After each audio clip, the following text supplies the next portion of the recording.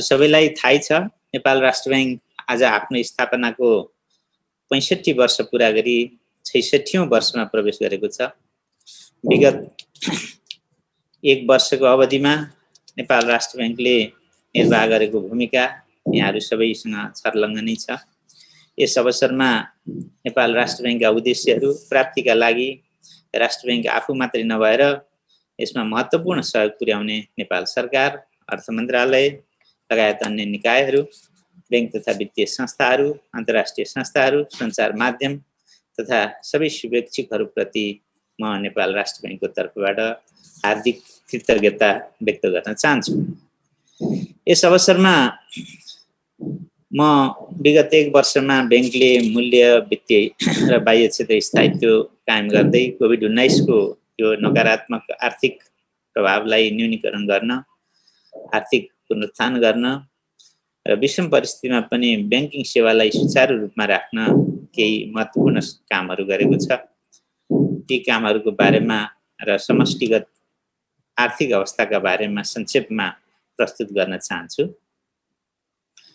COVID-19 ले पारेको प्रभावका कारण आर्थिक वर्ष 2076-77 मा नेपालको आर्थिक वृद्धि 1.9% मा नकारात्मक रहे पनि चालुको आर्थिक वर्ष कृषिजन्य उत्पादनमा हुने केही वृद्धि, बन्दाबन्दीको अन्त्य पश्चात हुन त हामी फेरि अर्को खालको बन्दाबन्दी हुने सङ्केत देखिरहेछौँ। अघिल्लो बन्दाबन्दी पश्चात आर्थिक गतिविधिमा देखिएको सुधार र केही ठुला पूर्वाधारका योजनाहरूको निर्माण सम्पन्न भए लगायतका कारणले गर्दा आर्थिक पुनरुत्थानले गति लिए आर्थिक वृद्धिमा गत सालभन्दा प्रशस्त मात्रामा सुधार हुने अनुमान हामीले गरेका छौँ। थोक तथा खुद्रा व्यापार क्षेत्रमा आएको सुधार र बैंक तथा वित्तीय क्षेत्रको निक्षेप परिचालन र कर्जा प्रवाहमा आएको विस्तार आदिका कारण हेर्दा सेवा क्षेत्रको आर्थिक वृद्धिमा पनि केही सुधार हुने अनुमान रहेको छ। तथापि यो कोभिड-19 का कारण पर्यटन क्षेत्रमा परेको प्रभाव अझै केही समय रहने देखिन्छ नै। कर्जाको ब्याज दर घटेको छ। सहुलियत कर्जा र पुनर्कर्जा उत्साधन रूपमा प्रभाव भएको समेत आधारमा उत्पादनमूलक क्षेत्रको विस्तार भन्ने सुधार हुँदै गएको अवस्था देखिन्छ। आर्थिक वर्ष 2077-78 को 8 महिनासम्मका डेटाहरू पब्लिस भइसकेका छन्। सार्वजनिक भएका तथ्याङ्कहरू भए पनि म केही रिपिट गर्न चाहन्छु यहाँहरू समक्ष। सो आधारमा औसत मुद्रास्फीति 3.51% रहेको छ। त्यसैगरी महालेखा नियन्त्रक कार्यालयका अनुसार 2070 चैत्र मसान्तसम्ममा चालु खर्चहरू 530 अर्ब 87 करोड, क्यापिटल एक्सपेन्डिचरहरू 105 अर्ब 79 करोड र वित्तीय व्यवस्था अन्तर्गतको खर्च 57 अर्ब 59 करोड गरी कुल सरकारी खर्च 694 अर्ब 46 करोड पुगेको छ। 2077 चैत्र मसान्तसम्ममा सङ्घीय सरकारको कर राजस्व 636 अर्ब 70 करोड र गैर कर राजस्व 47 अर्ब 17 करोड गरी कुल राजस्व सङ्कलन 15.79% वृद्धि भई 683 अर्ब 87 करोड कायम भएको छ। 2077 फागुन मसान्तसम्ममा प्रदेश सरकारको स्रोत प्राप्ति रु 91 अर्ब 62 करोड रहेको छ। यसमध्ये सङ्घीय सरकारले प्रदेश सरकारलाई अनुदान र विभाज्य कोषबाट बाँडफाँड हुने राजस्व समेत गरी कुल 63 अर्ब 26 करोड हस्तान्तरण गरेको छ। यस अवधिमा प्रदेश सरकारहरूले आफ्नै राजस्व र अन्य स्रोतबाट 28 अर्ब 36 करोड परिचालन गरेका छन्। त्यसैगरी यस अवधिमा प्रदेश सरकारको खर्चहरू 62 अर्ब 12 करोड रहेको देखिन्छ। आर्थिक वर्ष 77-78 को 8 महिनासम्म कुल वस्तु निर्यात 7.8% वृद्धि भई रु 80 अर्ब 78 करोड पुगेको छ। कुल वस्तु आयात भने आर्थिक वर्ष 77-78 को 8 महिनामा 2.1% वृद्धि भई रु 943 अर्ब 79 करोड कायम भएको छ। आर्थिक वर्ष 2077-78 को 8 महिनासम्म कुल वस्तु व्यापार घाटा 1.6% वृद्धि भई रु 863 अर्ब 21 करोड कायम भएको छ। त्यसैगरी आर्थिक वर्ष 2077-78 को 8 महिनामा विप्रेसन आप्रवाह 8.6% वृद्धि भई रु 642 अर्ब 14 करोड आप्रवाह भएको अवस्था छ। 2077 आषाढ मसान्तमा 1401 अर्ब 84 करोड बराबरको कुल विदेशी विनिमय सञ्चित रहेको अवस्थामा त्यसमा वृद्धि भएर हाल 1436 अर्ब 54 करोड पुगेको छ। आर्थिक वर्ष 77-78 को 8 महिनामा विस्तृत मुद्रा प्रदाय 11.4% ले बढेको छ भने सञ्चित मुद्रा 10.5% ले घटेको अवस्था छ। वार्षिक बिन्दुगत आधारमा 2070 फागुन मसान्तमा कुल आन्तरिक कर्जा 21.9% ले बढेको छ भने निजी क्षेत्रमाथिको दाबी 18.9% ले बढेको छ। बैंक तथा वित्तीय संस्थाहरूको निक्षेप भने 21.9% ले बढेको देखिन्छ। आर्थिक वर्ष 2077-78 को चैत मसान्तसम्म बजारमा देखिएको तरलताको उतार चढावलाई सम्बोधन गर्नका लागि खुल्ला बजार कारोबारका विभिन्न उपकरणहरू प्रयोगमा ल्याइएको छ। आर्थिक वर्ष 2077-78 को 9 महिनासम्म रिभर्स रिपो मार्फत रु 109 अर्ब 54 करोड तथा निक्षेप सङ्कलन मार्फत रु 193 अर्ब 75 करोड बराबरको तरलता प्रशोधन गरिएको छ।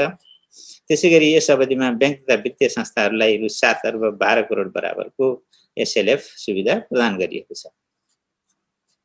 2070 चैतमा 91 दिने ट्रेजरी बिलको भारित औसत ब्याज दर 2.76% रहेको छ।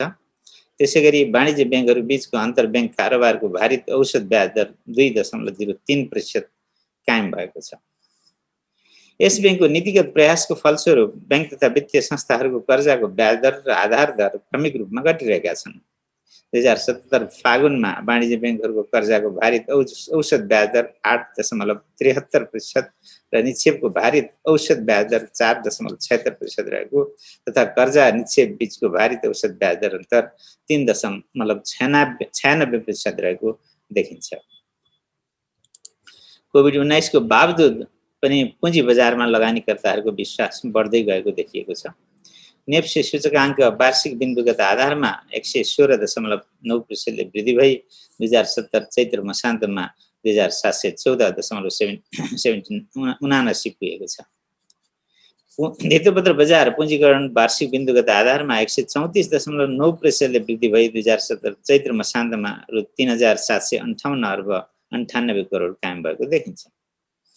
आर्थिक वर्ष 2077-78 मा नेपाल सरकारले रु 225 अर्ब आन्तरिक ऋण परिचालन गर्ने लक्ष्य रहेकोमा 2070 चैत्र मसान्तसम्म ट्रेजरी बिलबाट रु 20 खर्ब 50 करोड, विकास ऋण पत्रबाट रु 20 अर्ब 50 करोड, विकास ऋण पत्रबाट रु 90 अर्ब, नागरिक बचत पत्रबाट रु 2 अर्ब र वैदेशिक रोजगार बचत पत्रबाट रु 1 करोड 53 लाख गरी जम्मा 112 अर्ब 51 करोड 53 लाख आन्तरिक ऋण परिचालन गरेको छ। 2070 फागुन मसान्तसम्म यस ब्याङ्कबाट विदेशी मुद्राको कारोबार गर्ने इजाजत प्राप्त संस्थाहरूको कुल सङ्ख्या 3448 पुगेको छ भने विप्रेसन सम्बन्धी कारोबार गर्ने कम्पनीहरूको सङ्ख्या 51 र मनी चेन्जर कम्पनीहरूको सङ्ख्या 361 रहेको छ। बन्दाबन्दी हटेको र कोभिड-19 विरुद्धको खोप लगाउने कार्य सुरु भएपछि खुम्चिएको अर्थतन्त्र सामान्यतर्फ फर्कन सुरु भइसकेको अवस्थामा पुनः कोभिड-19 को दोस्रो संक्रमण लहर छिमेकी देशमा बढ्दै गएको साथै नेपालमा समेत संक्रमण दर र जोखिम बढ्दै गएको हुँदा अर्थतन्त्र अझ पनि यसबाट थप प्रभावित हुने जोखिम कायमै रहेको देखिन्छ। कोभिड-19 बाट अर्थतन्त्रमा परेको असरलाई न्यूनीकरण गरी आर्थिक पुनरुत्थानमा सघाउ पुर्याउन मौद्रिक सहजीकरण गर्ने उद्देश्यले आर्थिक वर्ष 2077-78 को मौद्रिक नीति लचिलो बनाई कर्जाको ब्याज दर कम हुने उपायहरू लागू गरेका थिए। अनिवार्य नगद अनुपातलाई 3% मा कायम राख्दै निक्षेप सङ्कलनको दरलाई 1% बिन्दुले र रिपो दरलाई 0.5% बिन्दुले घटाइएको थियो। कोभिड-19 ले अर्थतन्त्रमा पारेको प्रभावलाई न्यूनीकरण गर्दै उद्योग पेशा व्यवसायको पुनरुत्थानमा सहयोग पुर्याउने, पुनर्कर्जामा पहुँच अभिवृद्धि गर्ने र विद्यमान पुनर्कर्जा सुविधालाई थप व्यवस्थित र प्रभावकारी बनाउने उद्देश्यले नेपाल राष्ट्र ब्याङ्क पुनर्कर्जा कार्यविधि 2077 जारी गरी उपलब्ध कोषको 5 गुणासम्म पुनर्कर्जा उपलब्ध गराउन सक्ने व्यवस्था गरियो। कोभिड-19 का कारण उत्पन्न असहज परिस्थितिमा पनि आर्थिक गतिविधि चलायमान होस् र समष्टिगत आर्थिक व्यवस्थापन नियन्त्रण बाहिर जान नपाओस् भन्ने उद्देश्यले ब्याङ्क तथा वित्तीय संस्थाहरूबाट प्रवाह हुने कर्जाको निरन्तरताको लागि कतिपय नियामकीय छुट, सहजता र छुट प्रदान गर्ने नीति अवलम्बन गरियो। उद्योग व्यवसायमा आउन सक्ने मन्दी र कर्जा मागमा देखिएको पूर्ण शिथिलतालाई दृष्टिगत गरी कर्जा भुक्तानी अवधिको म्याद थप, कर्जा पुनर्संरचना र पुनर्तालीकरण गर्ने व्यवस्थाको साथै कोभिड-19 का कारण कर्जा भुक्तानी गर्न नसकेमा पनि निश्चित समयसम्मको लागि कर्जा बरीकरणलाई यथावत राख्न सकिने व्यवस्था लागू गरियो। आन्तरिक उत्पादनलाई प्रोत्साहित गरी रोजगारी अभिवृद्धिमा सघाउ पुर्याउने अभिप्रायले लघु, साना एवं मझौला उद्यमका क्षेत्रमा रु 1 करोडभन्दा कम रकमका कर्जाहरू 2081 असार मसान्तसम्म आफ्नो कुल कर्जा लगानीको न्यूनतम 15%, ऊर्जा क्षेत्रमा न्यूनतम 10% र कृषि क्षेत्रमा 2080 असारसम्ममा न्यूनतम 15% कर्जा प्रवाह गर्नुपर्ने व्यवस्था लागू गरियो। कोभिड-19 को असर स्वरूप बैंक तथा वित्तीय संस्थाहरूको पुँजी कोषमा पर्न सक्ने चापलाई दृष्टिगत गरी आर्थिक वर्ष 2076-77 को खुद वितरण योग्य मुनाफाको बढीमा 30% सम्म मात्र नगद लाभांश घोषणा तथा वितरण गर्न पाउने व्यवस्था गरियो। कोभिड-19 बाट प्रभावित ऋणीको हकमा 6 महिना वा सोभन्दा कम अवधिको ब्याज बक्यौता रहेको अवस्थामा कालो सूचीमा समावेश गर्ने प्रक्रिया र 6 महिना भन्दा बढीको ब्याज बक्यौता नभएको अवस्थामा धितो लिलामी प्रक्रिया 2078 असार मसान्तसम्मका लागि स्थगन गर्नुपर्ने व्यवस्था लागू गरियो। देशमा सुरक्षित, स्वस्थ र सक्षम भुक्तानी प्रणालीको विकास गर्ने सन्दर्भमा सोसँग सम्बन्धित कार्यको नियमन, सुपरिवेक्षण र निगरानी गर्ने उद्देश्यले संसदबाट पारित भई लागू भएको भुक्तानी तथा फर्चोट ऐन 2075 को प्रभावकारी कार्यान्वयनको लागि भुक्तानी तथा फर्चोट विनियावली 2077 लागू भएको छ। विदेशी विनिमय कारोबार तथा विदेशी मुद्राको नगद स्थानान्तरण सम्बन्धी कार्यहरूलाई थप व्यवस्थित र प्रभावकारी बनाउनका लागि विदेशी विनिमय कारोबार इजाजत तथा निरीक्षण विनियावली 2077, नेपाल राष्ट्र बैंक मनी चेन्जर इजाजत पत्र तथा निरीक्षण विनियावली 2077 र नगद विदेशी मुद्रा स्थानान्तरण सम्बन्धी कार्यविधि 2077 तर्जुमा गरी लागू गरिएको छ। सफा नोट नीति 2073 को पहिलो संशोधन गरिएको छ। साथै जाली नोट तथा खोटो सिक्का व्यवस्थापन गर्न नेपाल राष्ट्र बैंक जाली नोट तथा खोटो सिक्का सम्बन्धी विनियावली 2077 तर्जुमा गरी कार्यान्वयनमा ल्याइएको छ। समीक्षा अवधिमा वित्तीय पहुँचमा उल्लेख्य विस्तार भएको छ। बैंक तथा वित्तीय संस्थाहरूको शाखा उल्लेखनीय रूपमा विस्तार भई 2077 फागुन मसान्तसम्ममा बैंक वाणिज्य बैंकका 4632, विकास बैंकका 1069, वित्त कम्पनीका 256 र लघु वित्त वित्तीय संस्थाका 4473 गरी कुल शाखा संख्या 10430 पुगेको छ। यसबाट प्रति बैंक तथा वित्तीय संस्थाहरूको शाखाबाट औसतमा करिब 2913 जनसङ्ख्याले सेवा प्राप्त गर्न सक्ने देखिएको छ। 2077 फागुन मसान्तसम्ममा क, ख र ग वर्गका बैंक तथा वित्तीय संस्थाहरूमा निक्षेप खाता संख्या 3,46,67,000 र ऋणी संख्या 16,02,000 पुगेको छ। प्रत्येक स्थानीय तहमा कम्तीमा एउटा वाणिज्य बैंकको शाखा स्थापना गर्ने नीतिगत व्यवस्था गरे पश्चात 2077 फागुन मसान्तसम्ममा 749 स्थानीय तहमा वाणिज्य बैंकहरूको उपस्थिति पुगेको छ। तत्काल शाखा खोल्न प्राविधिक समस्या रहेका 4 स्थानीय तहमा मात्र वाणिज्य बैंकको शाखा पुग्न बाँकी रहेको छ। मर्जर तथा प्राप्ति सम्बन्धी विनियावली लागू भएदेखि 2070 फागुन मसान्तसम्म 213 बैंक तथा वित्तीय संस्थाहरू गाभिन तथा प्राप्तिको लागि सहभागी भएकोमा सो मध्ये 161 संस्थाहरूको इजाजत खारेज भई 52 वटा संस्था कायम भएका छन्। उपलब्ध कोषको 5 गुणासम्म पुनर्कर्जा प्रदान गर्न सक्ने सीमा कायम गरिएकोमा एकमुष्ट प्रदान गरिने पुनर्कर्जातर्फ क, ख र ग वर्गका संस्थाहरूलाई कुल रु 92 अर्ब 38 करोडको पुनर्कर्जा स्वीकृत भएको छ। एकमुष्टतर्फ प्रभाव भएको पुनर्कर्जामा बैंक तथा वित्तीय संस्थाहरूले छानेका लघु, घरेलु तथा साना उद्यम पुनर्कर्जातर्फ 35,554, विशेष पुनर्कर्जातर्फ 2,033 र साधारण पुनर्कर्जातर्फ 10,963 गरी कुल 48,550 ऋणीहरूमा पुनर्कर्जाको पहुँच पुगेको छ। उक्त कार्यविधि बमोजिम हालसम्म कुल 1 खर्ब 42 अर्ब 17 करोडको पुनर्कर्जा स्वीकृति गरिएको छ। लघु वित्तीय संस्थालाई एकमुष्ट रूपमा प्रदान गरिने पुनर्कर्जातर्फ रु 10 अर्ब 23 करोडको पुनर्कर्जा स्वीकृत भएको छ। ग्राहक ऋणी अनुसार यस बैंकबाट प्रदान गरिने रु 20 करोडसम्मको पुनर्कर्जा फागुन मसान्तसम्ममा 281 ऋणी लाभान्वित हुने गरी 3,956 करोडको पुनर्कर्जा स्वीकृत भएको छ। सहुलियतपूर्ण कर्जाका लागि ब्याज अनुदान अन्तर्गत 2077 चैत्र मसान्तसम्ममा 77,196 ऋणीहरूलाई कर्जा प्रवाह गरी 563 करोड ब्याज अनुदान प्रदान गरिएको छ। व्यावसायिक निरन्तरता कर्जा प्रवाह कार्यविधि बमोजिम 20 जना ऋणीहरूलाई 20 करोड 87 लाख ऋण प्रदान भएको छ। आर्थिक वर्ष 2077-78 को मौद्रिक नीति मार्फत लघुवित्त वित्तीय संस्थाहरूले कर्जाको अधिकतम ब्याज दर 15% सम्म मात्र निर्धारण गर्न सक्ने व्यवस्था मिलाइएको छ। निक्षेप सङ्कलन गर्ने तथा थोक कर्जा कारोबार गर्ने संस्थाहरूले 2070 कार्तिकदेखि आधार दर तय गरी यस ब्याङ्कमा पेश गर्नुपर्ने व्यवस्था गरिएको छ। कोभिड-19 को कारण ब्याङ्किङ प्रणालीबाट प्रभाव हुने कर्जामा सङ्कुचन आउन नदिने उद्देश्यले स्रोत परिचालनमा स्वदेशी मुद्रामा प्रभाव भएको कर्जा सापटको अनुपात सीसीडी रेसियो 2078 आषाढसम्मको लागि 85% नाग्न नहुने गरी सीमालाई खुकुलो बनाइएको छ।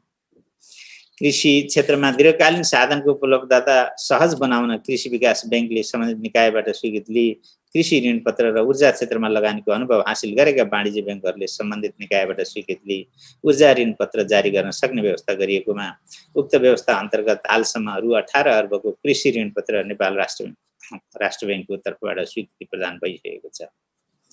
कर्जा प्रवाह गर्दा लिने सेवा शुल्क, अग्रिम भुक्तानी शुल्क र प्रतिबद्धता शुल्क बाहेक अन्य कुनै पनि शुल्क लिन नपाइने, कर्जासँग सम्बन्धित सम्पूर्ण लागत ब्याज दरमा नै प्रतिबिम्बित हुनुपर्ने व्यवस्था लागू गरिएको छ।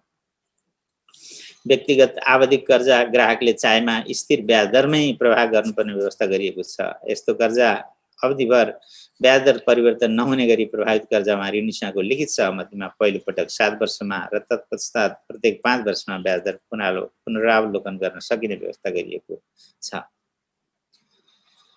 यस अवधिमा ब्याङ्क तथा वित्तीय संस्थाबाट नियमित रूपमा लिँदै आएको तथ्याङ्कको सङ्कलन, सुरक्षण, अनुगमन, विश्लेषण एवं विवरण प्रकाशनमा रहेका विद्यमान समस्यालाई सम्बोधन गर्न सुपरिवेक्षकीय सूचना प्रणाली SIS लागू गरिएको छ। सम्पत्ति शुद्धिकरण तथा आतंकवादी क्रियाकलापमा वित्तीय लगानी निवारण सम्बन्धी सुपरिवेक्षकीय प्रभावकारिता अभिवृद्धिका लागि ब्याङ्क सुपरभिजन विभागमा छुट्टै सम्पत्ति शुद्धिकरण अनुगमन इकाइ स्थापना गरिएको छ। नेपालभित्र हुने सबै प्रकारका विद्युतीय कारोबारहरूको अभिलेख कायम गरी भुक्तानी प्रणालीमा थप सहजीकरण गर्न, भुक्तानी तथा फर्चट प्रणालीलाई व्यवस्थित गर्दै अन्तर आबद्धता कायम गर्न र भुक्तानी सेवाको लागत कम गर्न आवश्यक पर्ने राष्ट्रिय भुक्तानी स्विचको कार्य नेपाल क्लियरिङ हाउस लिमिटेड मार्फत अगाडि बढाइएको छ। विद्युतीय भुक्तानीमा QR कोड मार्फत हुने भुक्तानीलाई व्यवस्थित गर्न Nepal QR standardisation framework and guidelines जारी गरिएको छ।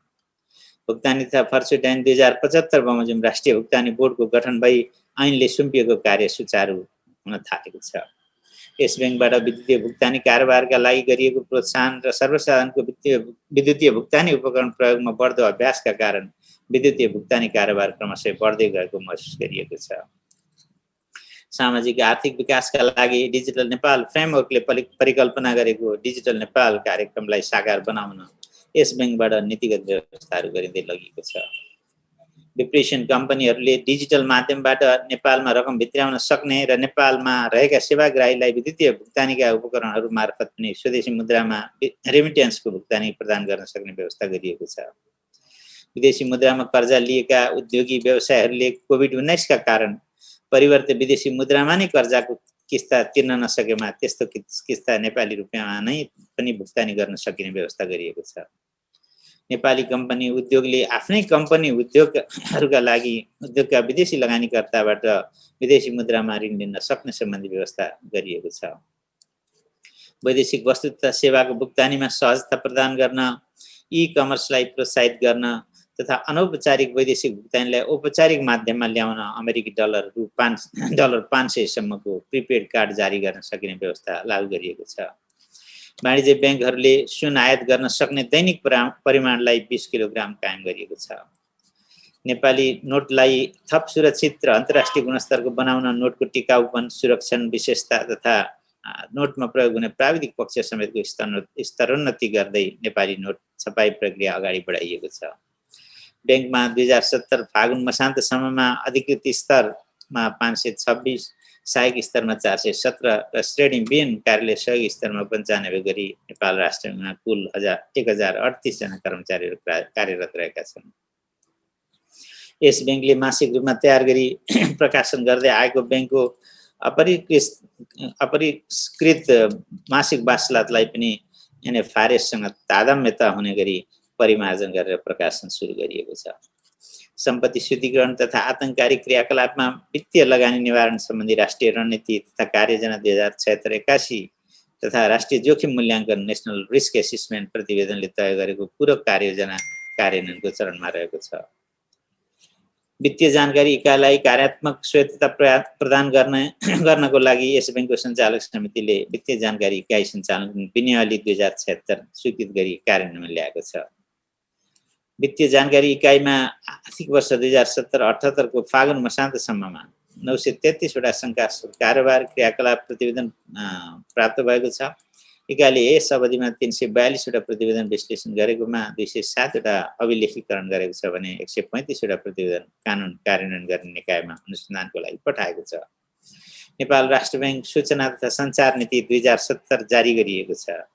बैंकको वेबसाइट अद्यावधिक गरिएको छ। 2072 वैशाख 12 को विनाशकारी भूकम्पले क्षतिग्रस्त यस बैंकको थापाथली स्थित भवनहरूको पुनर्निर्माण कार्य 2070 फागुन मसान्तसम्ममा करिब 74% र बालुवाटार स्थित भवनहरूको पुनर्निर्माण कार्य करिब 57% सम्पन्न भएको अवस्था छ।